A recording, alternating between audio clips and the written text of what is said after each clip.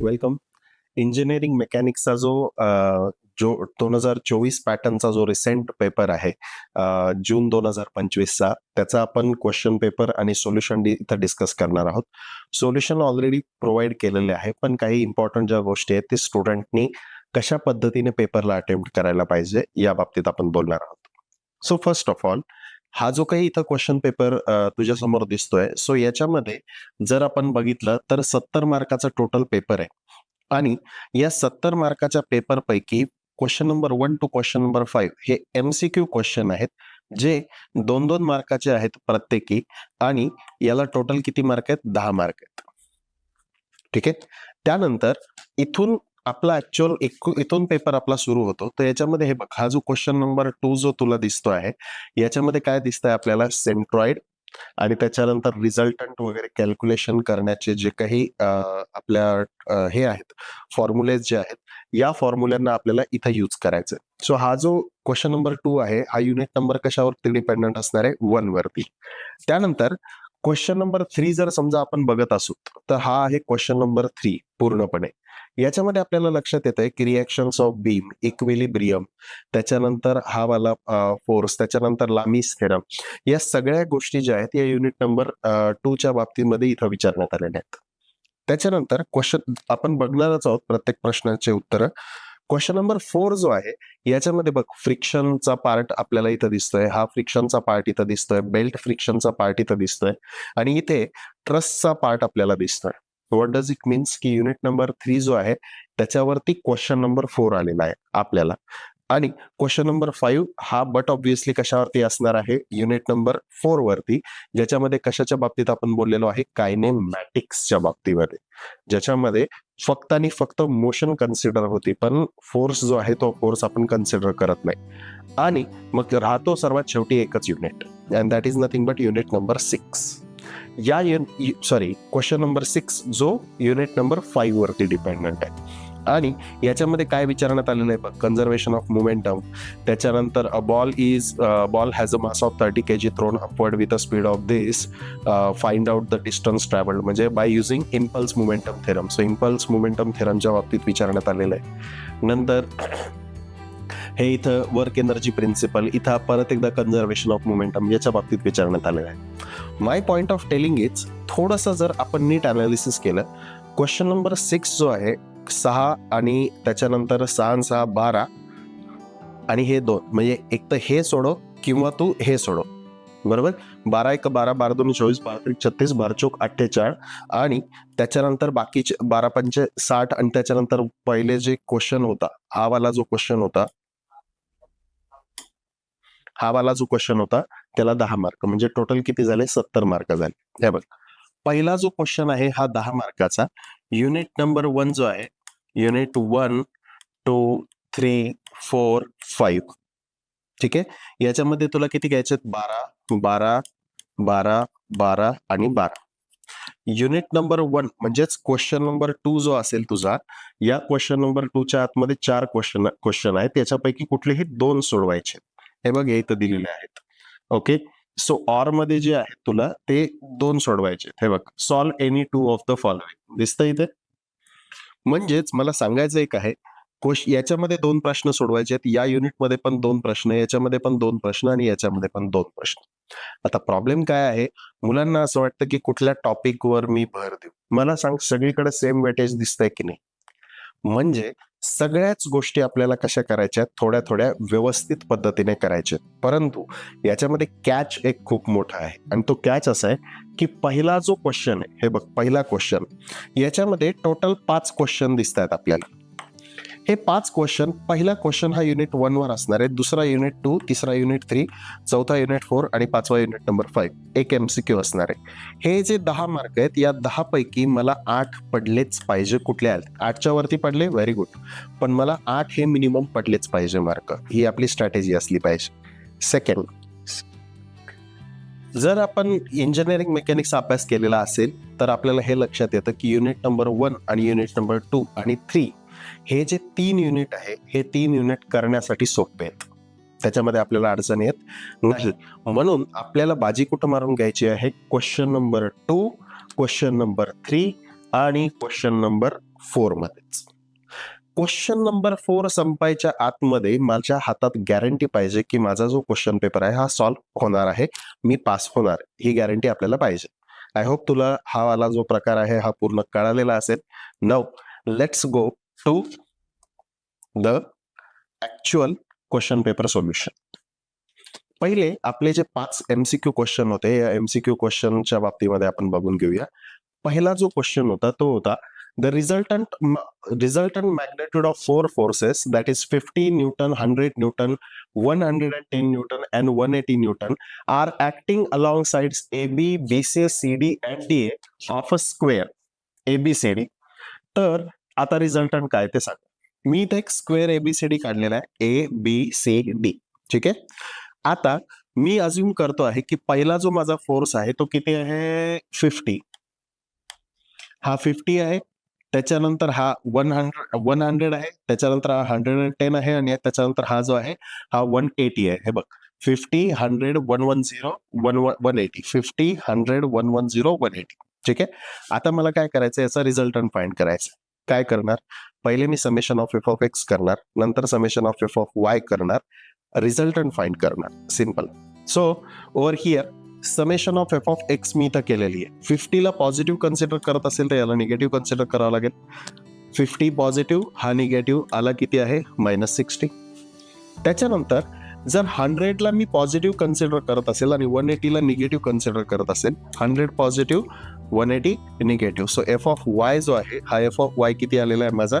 -80 Newton. बस, मग simple. आता काय? Summation of F of x, summation of F of Y या दोघांची ऍडिशन करून, जो ऍडिशन म्हणजे हा जो मेन फॉर्म्युला आहे माझा, या मेन फॉर्म्युलाच्या आतमध्ये टाकलं तर माझा जो रिझल्टंट आहे, या रिझल्टंटची व्हॅल्यू मला किती भेटती आहे? 100 न्यूटन. इथं कुठं ऑप्शन आहे का 100 newton? Yes, option number B is right. लक्षात आलेलं आहे? हे लिहिणं गरजेचं आहे बरं. म्हणजे तू फक्त क्वेश्चन लिहिला, 100 वर टिक केलं तर मार्क मिळत नाही. हे टोटल लिहिणं गरजेचं आहे, तर ते 2 मार्क भेटणार आहेत. लक्षात ठेव. पुढे जाऊया क्वेश्चन नंबर 2 कडे. हा युनिट नंबर 2 वर असणार आहे. Simply supported beam of span 1 metre, okay, loaded with uniformly varying load. UVL ने लोडेड आहे आणि कुठून कुठपर्यंत? पहिले 10 न्यूटन पासून सुरुवात होतोय आणि इथं 20 न्यूटन पर मीटर पर्यंत एंड होतोय. Left to right, find the reaction at the left hand support. या ठिकाणी लेफ्ट हँड सपोर्ट वरती रिएक्शन काय करायची आहे? फाइंड करायची. बट ऑब्विसली इथून इथपर्यंत जो स्पॅन आहे हा स्पॅन काय आहे? 1 मीटरचा. हा थोडासा ट्विस्टेड न्यूमरिकल आहे. त्याचं कारण काय? आपल्याला जो UVL बघायची सवय लागलेली, हा असा UVL बघायची सवय लागली.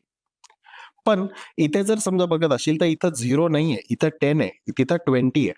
म्हणजे हा जो लोड आहे हा फक्त UVL नाहीये, हा लोड UVL प्लस UDL या 2 गोष्टींचं कॉम्बिनेशन आहे. इथून इथपर्यंत जर मी अशी लाईन जर ड्रॉ केली तर हा वाला जो दिसतोय मला, तो काय दिसतोय? UDL दिसतोय, जो किती आहे? 10 न्यूटन पर मीटरचा आहे.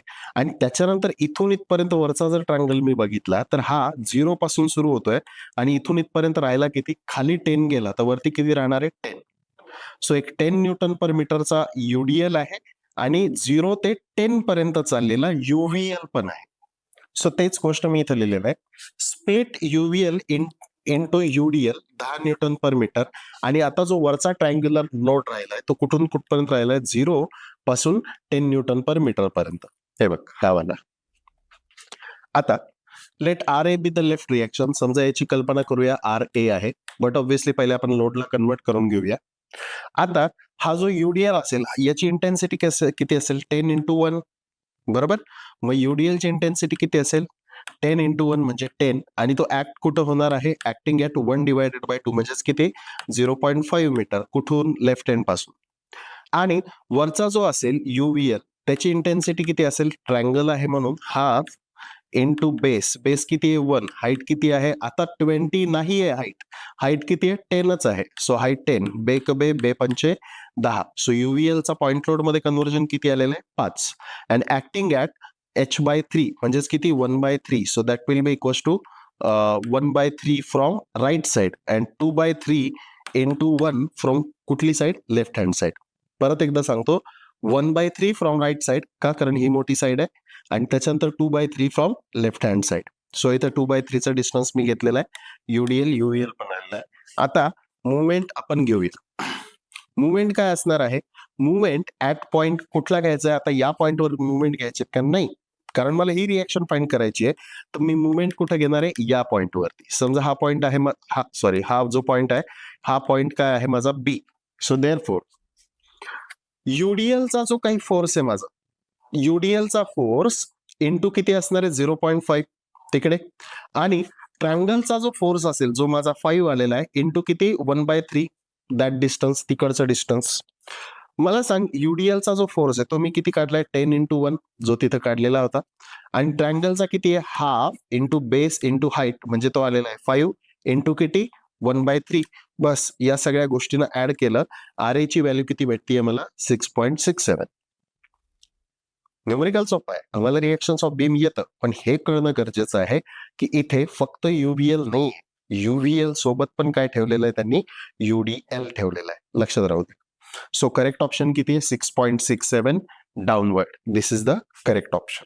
नेक्स्ट, तिसरी जी गोष्ट आहे, तिसरा MCQ, find the maximum force P required to move a block of mass 800 Newton resting on a rough floor having coefficient of static friction as 0.25. एक 800 न्यूटनचा बॉक्स आहे, या बॉक्सला पी फोर्सनी मी ओढतोय. हा फोर्स तेव्हाच या ब्लॉकला मूव्ह करू शकेल ज्या वेळेस हा जो फ्रिक्शनल फोर्स आहे याच्यापेक्षा याची व्हॅल्यू एक तर इक्वल असेल किंवा जास्त असेल. माझ्या फ्रिक्शनल फोर्स पेक्षा या पी ची व्हॅल्यू कशी पाहिजे, जास्त पाहिजे, तरच बॉक्स मूव्ह होणार, नाही तर बॉक्स मूव्ह होणार नाही. मग हा फ्रिक्शनल फोर्स कसा काढायचा, सर, हा फ्रिक्शनल फोर्स काढण्यासाठी पहिले मला नॉर्मल रिएक्शन माहिती पाहिजे. बरं, मग पुढे नॉर्मल रिएक्शन जर समजा मला कळाली, तर या फ्रिक्शनल फोर्सची व्हॅल्यू येते म्यू एस इंटू एन. आता या एन ला कॅल्क्युलेट केलं, या एन ला इथं ठेवलं, म्यू एस ला मल्टिप्लाय केलं, एफ आर ची व्हॅल्यू दिसली. ही एफ आर ची जी व्हॅल्यू आहे, या एफ आर ची व्हॅल्यू आणि हीच व्हॅल्यू काय करावं लागेल, एक्सिड करावं लागेल या पी फोर्सला. लक्षात येते, तेच मी तर केलेलं आहे. आता नॉर्मल रिएक्शन किती आहे, वेट एवढीच, म्हणजेच 800 newton. But obviously limiting frictional force F R max, हा एफ आर मॅक्स किती असला पाहिजे, mu S into N. Mu S ची व्हॅल्यू किती, 0.25, एन ची व्हॅल्यू 800, म्हणजेच लागणारा किती फोर्स आहे, frictional force 200 Newton.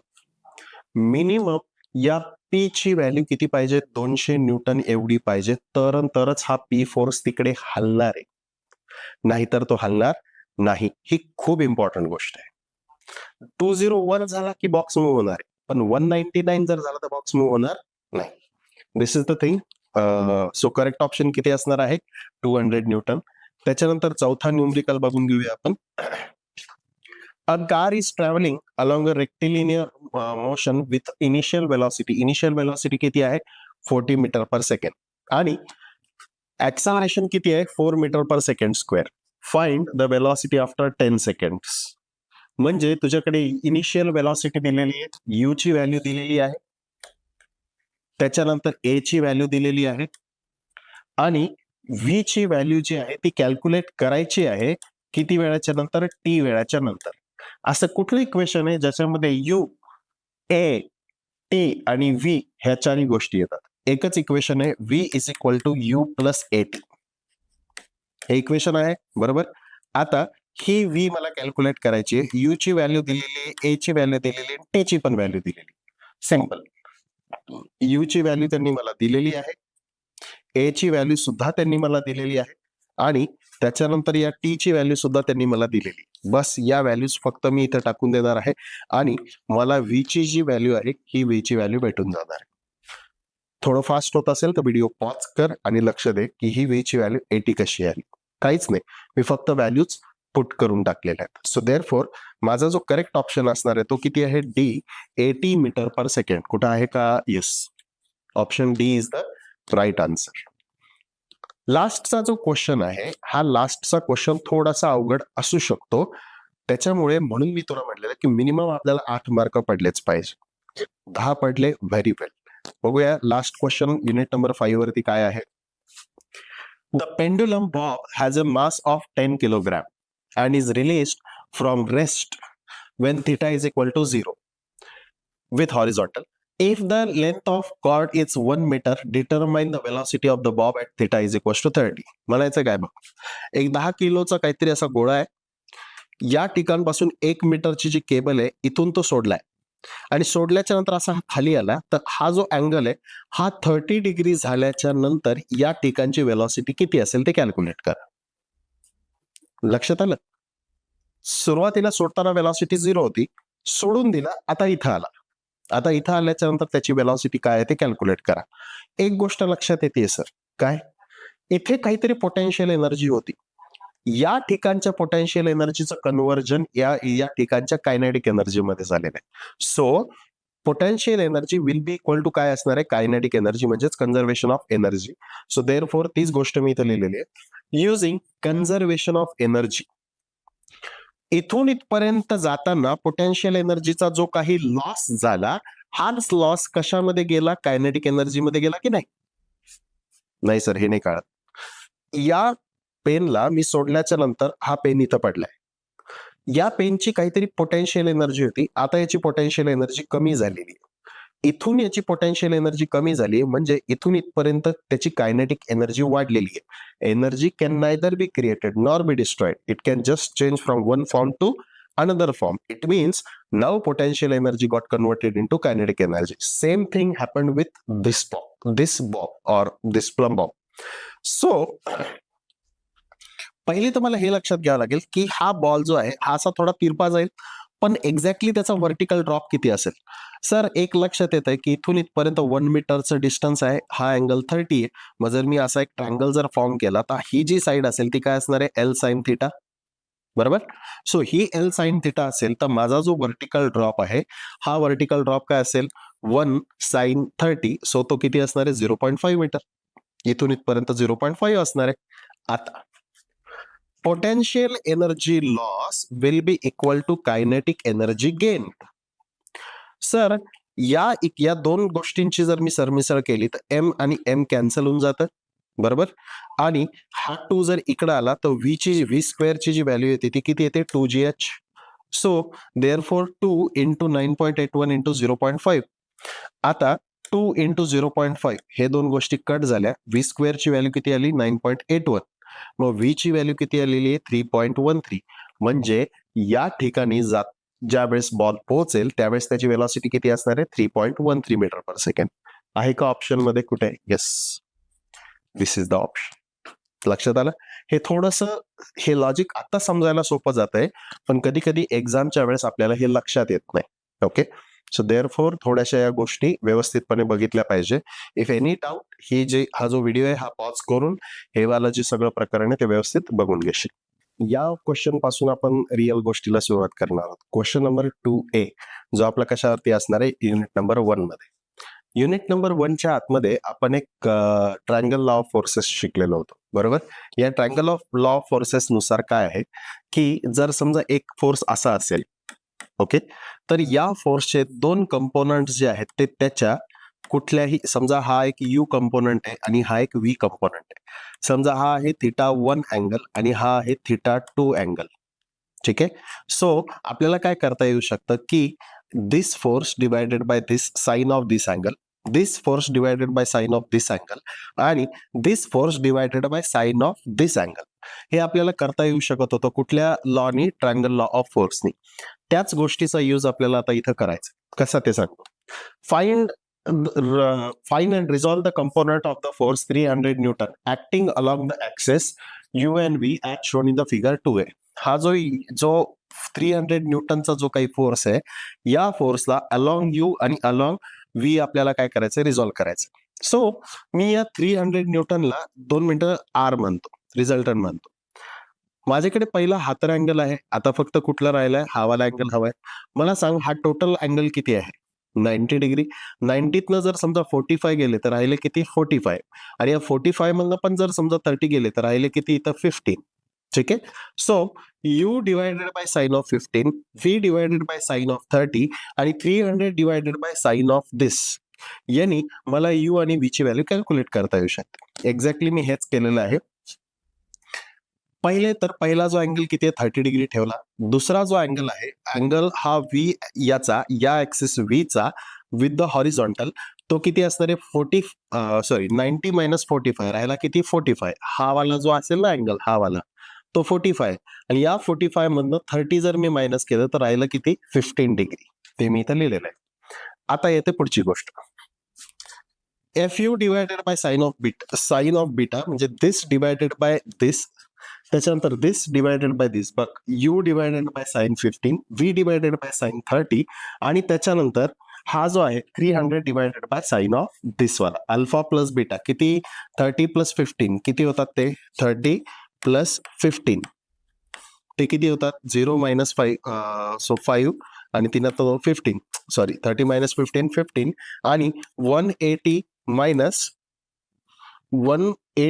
Minus alpha plus beta म्हणजे किती असणार आहे 15. सो देअर फोर 571, सो 175 इथे येणार आहे. आणि त्याच्यानंतर आपण जस्ट बाय रिअरेंजिंग द टर्म्स लगेच इथं व्हॅल्यू कॅल्क्युलेट करू शकतो.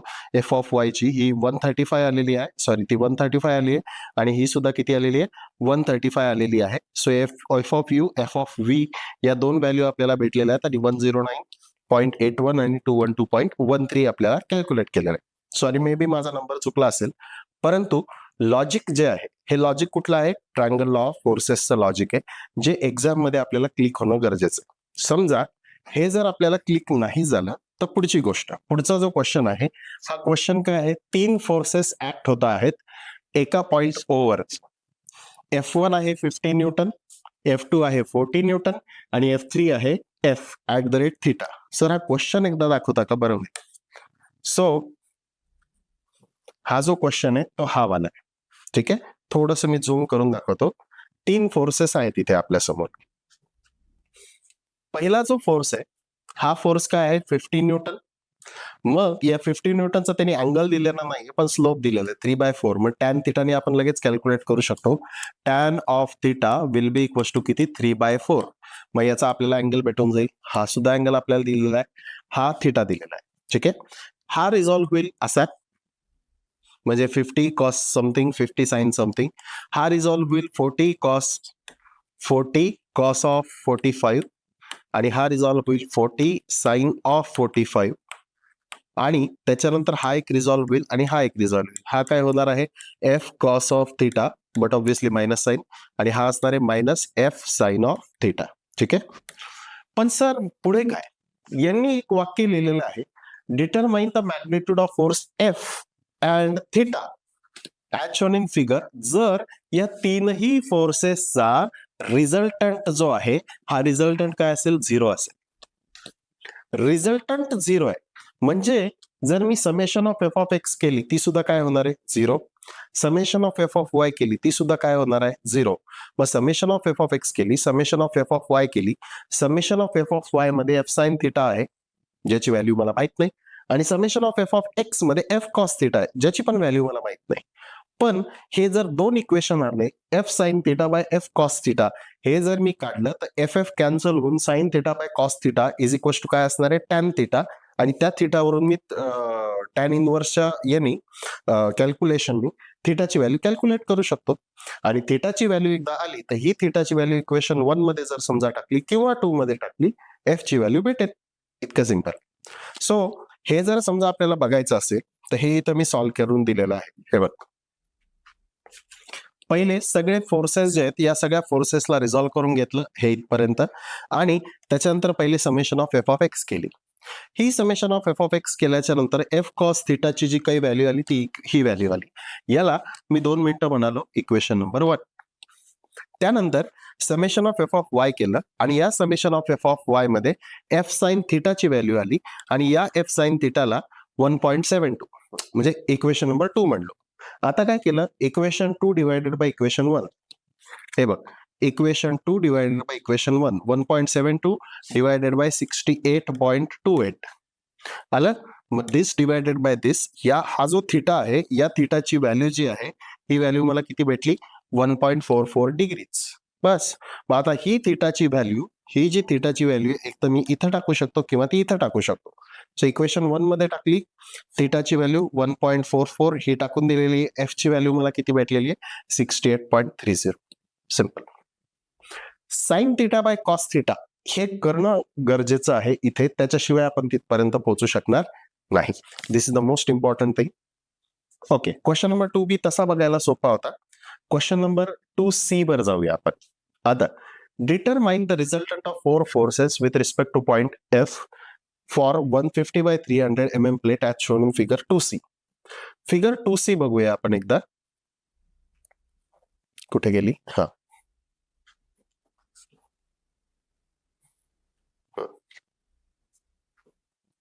2 मिनिटात.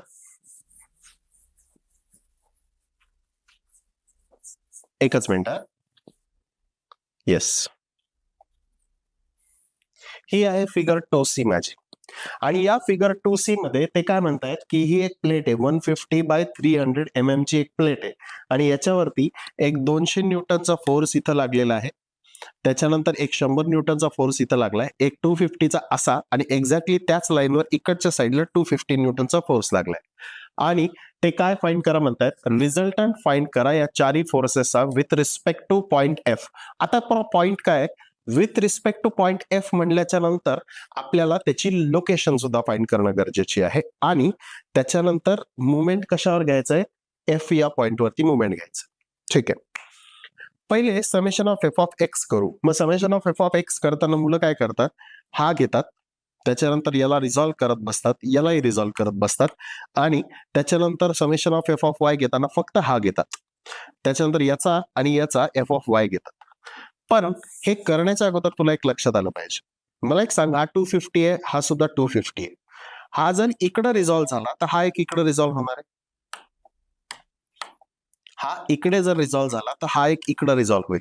हा वरती रिझॉल्व्ह झाला तर हा खाली रिझॉल्व्ह होईल. याचा अर्थ असा की हा फोर्स याला कॅन्सल करणार आहे, हा फोर्स याला कॅन्सल करणार आहे. आणि एफ पॉइंट जर इथं असेल, या एफ पॉइंट वरती हा काहीतरी मुवमेंट देणार आहे अँटी क्लॉकवाईज आणि एक्झॅक्टली हा क्लॉकवाईज मुवमेंट देणार आहे. लक्षात येत आहे? म्हणून फक्त आणि फक्त या 250चं हे वालं मुवमेंट आपल्याला इथं लागणार आहे. हे असं लक्षात आलेलं आहे. आणि हे मुवमेंट कसं लागणार आहे? त्यासाठी हा वाला अँगल मला माहिती पाहिजे आणि हे वाला डिस्टन्स माहिती पाहिजे. हे वाला डिस्टन्स ऑलरेडी आहे. So therefore F of x करताना, नीट आहे, एफ ऑफ एक्स करताना फक्त माझ्याकडे 200 असेल, एफ ऑफ वाय करताना फक्त 100 असेल. याला आणि याला मी पकडणारच नाही. म्हणून हे समजणं गरजेचं आहे की हे फोर्सेस एकमेकांना कॅन्सल आउट करणार. आता जाऊया सोल्युशन वरती.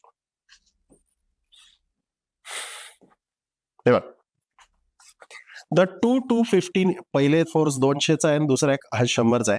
250 न्यूटनचा force at B and E are collinear, equal and opposite, so they cancel each other out. मग डायरेक्ट मी एफ ऑफ एक्स ची व्हॅल्यू काय येणार आहे? 200 आणि एफ ऑफ वाय ची व्हॅल्यू काय येणार आहे? 100.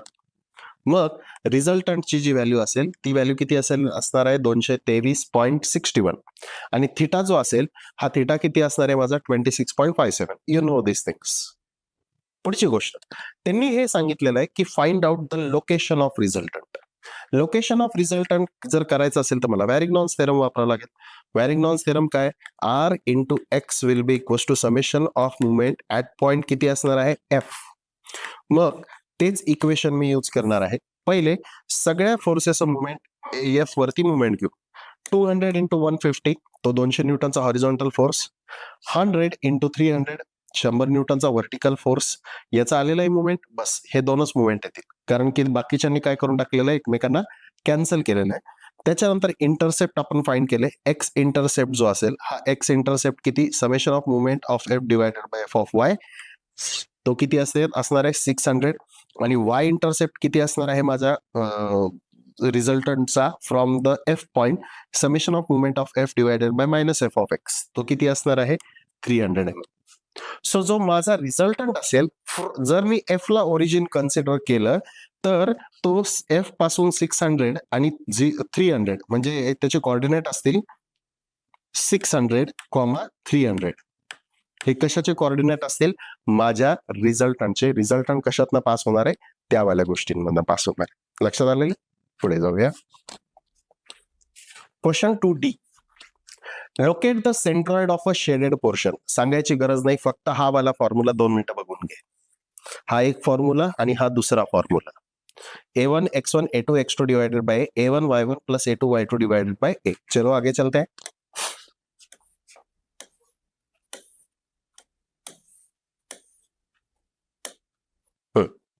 याच्यामध्ये मी पहिला जो एरिया कन्सिडर करेल तो हा वाला एरिया कन्सिडर करेल. दुसरा जो एरिया आहे तो हा वाला कन्सिडर करेल. याचा जो CG इथं असणार आहे, याचा CG इथं असणार आहे. बस इथून डिस्टन्सेस, हे डिस्टन्स काय असेल? x1 म्हणजे ते किती असेल? 200/2. आणि हे वाला डिस्टन्स किती असणार आहे? हे वाला डिस्टन्स असणार आहे 200 इंटू 2/3.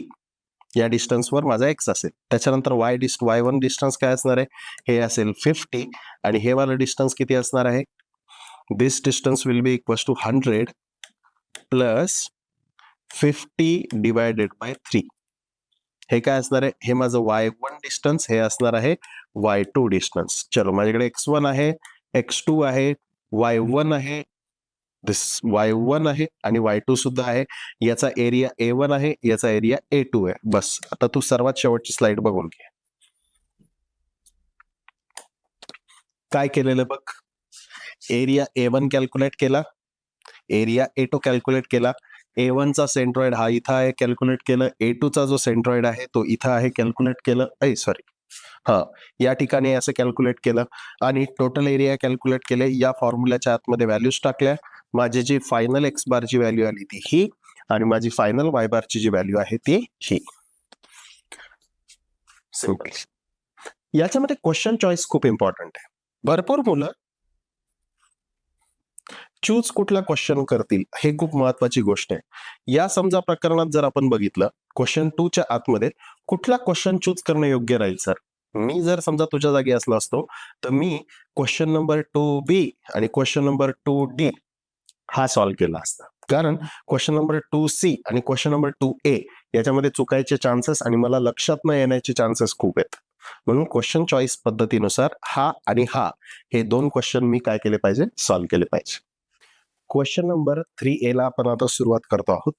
क्वेश्चन नंबर 3A मध्ये काय? एक क्रेट दिलेला आहे. या क्रेटचं वजन किती आहे? 300 kg. ठीक आहे. आणि हा 300 kgचा जो क्रेट आहे हा खालच्या साईडला बट ऑब्विसली याचं वजन जाणार आहे. या A पॉइंट पासून एक दोरी आहे जी 1.5 मीटर लांबीची आहे आणि ती अशी रॅप्ड झालेली आहे. इथं, त्याच्यानंतर इथं, इथं, इथं आणि इथं. आणि ते काय म्हणतायत की या केबल AC आणि AB याच्यामध्ये टेन्शन किती आहे ते फाइंड करा. सर्वात महत्वाची गोष्ट, या आत इथं जर समजा बघितलं तर हा जो ट्रायंगल आहे, हा ट्रायंगल मला काय दिसतोय? इक्विलॅटरल ट्रायंगल दिसतोय. याचा अर्थ असा, म्हणजे सिमिलर ट्रायंगल दिसतोय इकडं तिकडं. जर मला 6 ट्रायंगल सिमिलर दिसत असेल, जर इथं 400 असेल तर याचा अर्थ हे 200 असेल आणि हे 200 असेल. हे फिक्स झालं. ठीक आहे. दुसरी गोष्ट, टोटल केबलची लेंथ किती आहे? 1.5 मीटर, म्हणजे ती किती असेल? 1500 mm. 1500 mm पैकी इथून इथं, इथून इथं आणि इथून इथं किती गेलेली आहे? 4 आणि 3 7, 7 आणि 3 किती? 10. म्हणजे 1000 mm इथून इथपर्यंत गेलेली. 1500 मधनं 1000 जर गेली तर राहिली किती? 500 mm. म्हणजे फक्त दोरी इथून इथं आणि इथून इथं किती असणार आहे? 500 mm. पण because of the similarity of the triangle इकडे 250 असेल आणि तिकडे 250 असेल. म्हणजे ही जी लेंथ असणार आहे ही लेंथ किती असेल? 250. आणि ही पण लेंथ किती असेल? 250. चला, मग सर तुमचं म्हणणं हे का की ही वाली जी लेंथ आहे ही लेंथ 250 असेल? येस. हे 400 असेल तर हे पण किती असेल? 200 असेल. ओके. जर मी इथं थीटा कन्सिडर जर केला असा, तर हा थीटा म्हणजे काय असेल? Opposite side divided by hypotenuse. मग sine theta will be equals to opposite side upon hypotenuse. Theta will be equals to sin inverse of opposite side upon hypotenuse. Sorry. चुकलं. ही अपोजिट साइड कळालेली आहे, ही adjacent side कळाली. पुढे जाऊया आता. Sorry. 300 kgचा crate आहे. Total length 1.5 metre, 1500 mm. Weight किती? ही जी विड्थ किती आहे? 400 आणि हाईट किती आहे? 300. ठीक आहे. जॉमेट्रीच्या हिशोबाने जर बघितलं तर लेंथ जी आहे माझ्या केबलची ते कॉन्टॅक्ट मध्ये किती आहे 1000. सो 1500 मायनस 1000 राहिली किती आहे 500 mm. ठीक आहे. पुढे जर 500 mm इथून इथपर्यंत असेल तर याचा अर्थ दोन्हीकडे सेम प्रकारे विभागला जाईल ती. सो राहणार किती आहे 250 mm. कळली? म्हणजे माझी जी हायपोटेनियस आहे ही हायपोटेनियस 250 ची आहे आणि बेस जो आहे हा बेस किती आहे 200 mm आहे. सो जर बेस 200 आणि हायपोटेनियस जर अशी आहे तर पायथागोरस थेरमच्या नुसार मला ही व्हर्टिकल हाईट फाइंड करता येईल. सो व्हर्टिकल हाईट फाइंड करण्यासाठी काय करणार मी 250चा square minus 200 square Pythagoras theorem ना. सो त्याच्यामुळे इथून इथपर्यंतची जी व्हर्टिकल हाईट असेल ती किती असेल माझी 150 mm. मग आता माझ्याकडे व्हर्टिकल हाईट पण आली, हे पण आलेलं आहे, हायपोटेनियस पण आलेला आहे. ठीक आहे. पुढे जाऊया. मी व्हर्टिकल सोबतचा अँगल एकदा फाइंड करतो. हा कॉस थिटा जो असेल, हा वाला कॉस थिटा जो असेल तो काय असेल ऍडजस्टंट साइड अपॉन हायपोटेनियस. परत एकदा बघ, ही वाली साइड डिवायडेड बाय हायपोटेनियस. ही वाली साइड किती आहे सर ही 150 आहे आणि ही वाली साइड किती आहे सर ही 250 आहे. मग cos theta will be equal to काय असेल 150 डिवायडेड बाय 250. परत एकदा बघ, cos theta will be equal to 150 divided by 250. Cos theta is equal to 150 by 250 आला 0.6 कॉस थिटा. ठीक आहे. आता इक्विलिब्रियमची कंडिशन लावू. मला सिंपल सांग, इथं एफ ऑफ एक्स ची काही घेणं देणं आहे का मला? नाही. मला फक्त एफ ऑफ वाय शी घेणं देणं आहे. का? जेवढं वजन खाली चाललंय तेवढंच वरती इक्विलिब्रियम मध्ये असणार आहे. आता हा जो फोर्स आहे समजा याच्यामध्ये जो टेन्साईल फोर्स असणार आहे तो काय असणार आहे टी कॉस ऑफ थिटा आणि याच्यामध्ये जो फोर्स असणार आहे तो पण किती असणार आहे टी कॉस ऑफ थिटा. आणि हा जो फोर्स चाललाय तो कुठं चाललाय खालच्या साईडला, याचं वजन खालच्या साईडला, याला धरून ठेवण्यासाठी 2 टी कॉस थिटा कुठं आहे तो वरच्या साईडला. मग याचा अर्थ असा 2 T cos theta will be equals to W असणार आहे राईट इक्विलिब्रियमच्या कंडिशन नुसार. मग टी 2 इंटू टी कॉस थिटाची व्हॅल्यू आपण ऑलरेडी काढली 0.6 ती मी इथं लिहून टाकली आणि जे 300 kg त्याचं 9.81 ने मल्टिप्लाय केलं तर 2943 येतं. सो मी या 0.6 ला खाली घेऊन जातो, या 2 ला पण खाली घेऊन जातो. मला या टी ची जी व्हॅल्यू आहे या टी ची व्हॅल्यू किती भेटली 2452.5 न्यूटन. सिंपल. फक्त हे लक्षात यायला पाहिजे होतं या क्षणाला की तो जो ट्रायंगल आहे हा सिमिलर आहे, सिमेट्रिकल ट्रायंगल आहे आणि या सिमेट्रिकल ट्रायंगलमुळे या 400चं 200 मध्ये कन्व्हर्जन झालेलं आहे. इथं हा मोठा एक कॅच आहे जो आपल्या लक्षात यायला पाहिजे. बाकीचं तर सगळं सिंपलच आहे. पुढे जाऊया. Next question. एक क्रेन काढलेली आहे. सॉरी, क्वेश्चन पेपर मध्ये जी क्रेन आहे ती वेगळी आहे, थोडीशी डायग्राम चुकली आहे माझी, पण बाकी डायमेन्शन सेम आहे. इथं वेट 8 किलो न्यूटनचं लावलेलं आहे. या बी पॉइंटची जी हाईट आहे ती 6 मीटर आहे आणि त्याच्यानंतर या बी पासून सी पर्यंतची जी विड्थ आहे ती 5 मीटर आहे. त्यांनी विचारलं काय, supported by smooth collar at B and pin at A. Okay, determine the components of reaction at A and horizontal reaction at B. Okay, या ए वरती पिन सपोर्ट आहे तर ए वाय आणि ए एक्स ची व्हॅल्यू काढा आणि हॉरिझॉन्टल रिएक्शन ॲट बी म्हणजे फक्त बी एक्स ची व्हॅल्यू काढा असं त्यांनी आपल्याला सांगितलेलं आहे. डायग्राम जरी वेगळी असेल लॉजिक सेम.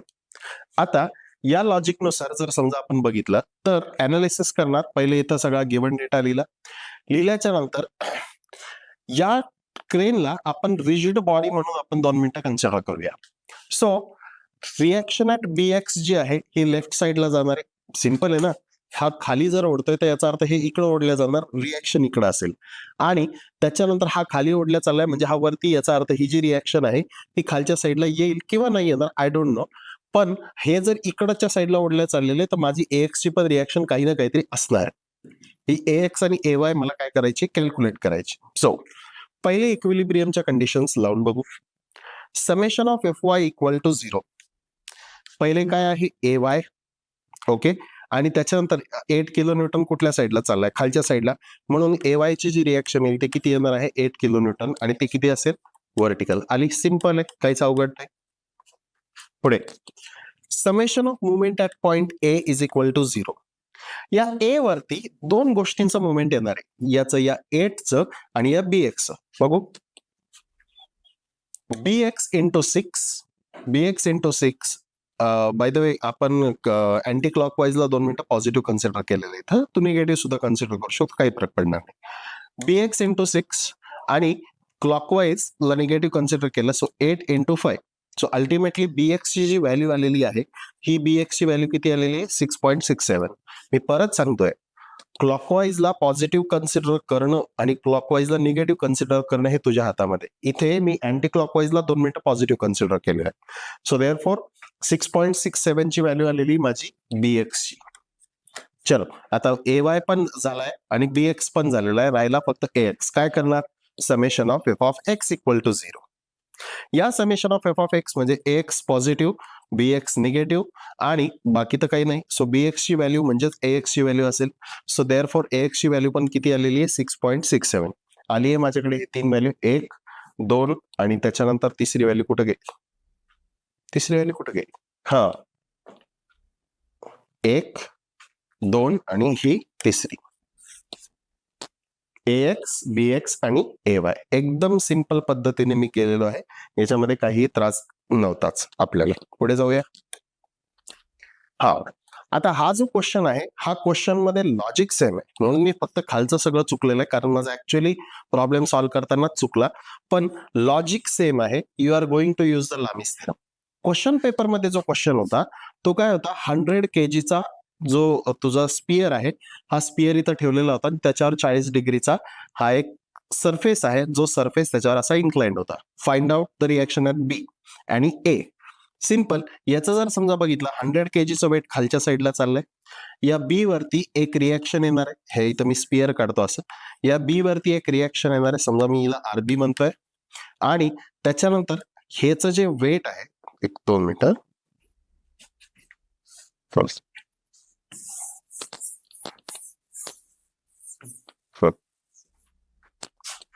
याचं जे वेट आहे हे वेट असं खालच्या साईडला चाललेलं आहे. हे आहे 100 kg आणि हा जो असेल हा RA असणार आहे. या RAचं हॉरिझॉन्टली जर हा अँगल 40 असेल तर हा सुद्धा अँगल काय असणार आहे 40. हा व्हर्टिकल सोबतचा आहे तर हा हॉरिझॉन्टल सोबतचा किती असणार आहे 40. हा या पर्टिक्युलर पॉइंट मधनं चाललाय आणि हा सुद्धा या पॉइंट मधनं चाललाय, म्हणून RB त्याच्यानंतर 100 kg खाली, RB वरती आणि त्याच्यानंतर RA जो असणार आहे हा RA इथे आणि त्याच्यानंतर याचा अँगल इथं किती असणार आहे 40 डिग्री. बस हा 90, हा 90, हा किती असणार आहे 50 आणि त्याच्यानंतर हा 90. काय करशील इथं तू लामिस थेरम वापरणार आहेस. लामिस थेरम वापरणार आहे आणि या लामिस थेरम नुसार RA divided by sine of 180 will be equals to RB divided by काय असेल साइन ऑफ 50 आणि 100 डिवायडेड बाय काय असणार आहे साइन ऑफ 90. बस यांनी तुला काय करायचंय, RA आणि RBच्या ज्या व्हॅल्यूज आहेत या व्हॅल्यूज फाइंड करायचे. ठीक आहे, हे लक्षात ठेवायचं आहे. एवढंच फक्त एक करेक्शन आहे आपल्या PDF मध्ये की या PDF मध्ये हा वाला जो प्रकार आहे हा वाला तुला बघायचा नाही, हा वेगळाच प्रॉब्लेमचं सोल्युशन आलेलं आहे, पण जे मी तुला आत्ता सांगितलेलं होतं ते नक्की बघायचं आहे. पुढे बीमचा प्रॉब्लेम मी जास्त एक्सप्लेन करत बसणार नाही, फक्त एकच गोष्ट घ्यायची आहे की हे जे कपल आहे या कपलचं 50 किलोन्यूटन मीटर हे याचं मॅग्नेट्यूड आहे. कपल इंटू परपेंडिक्युलर डिस्टन्स नाही घ्यायचं. Movement at point A 50 into perpendicular distance नाही घ्यायचंय, फक्त 50 ठेवायचं. त्याच्यानंतर तो तिकडचा लोड आहे 50 into 4 आणि 50 into 6 एवढंच करायचंय आणि RA आणि RBच्या व्हॅल्यू फाइंड करायचं by using what conditions of equilibrium. Very simple, याला जास्त एक्सप्लेनेशनची गरज नाही.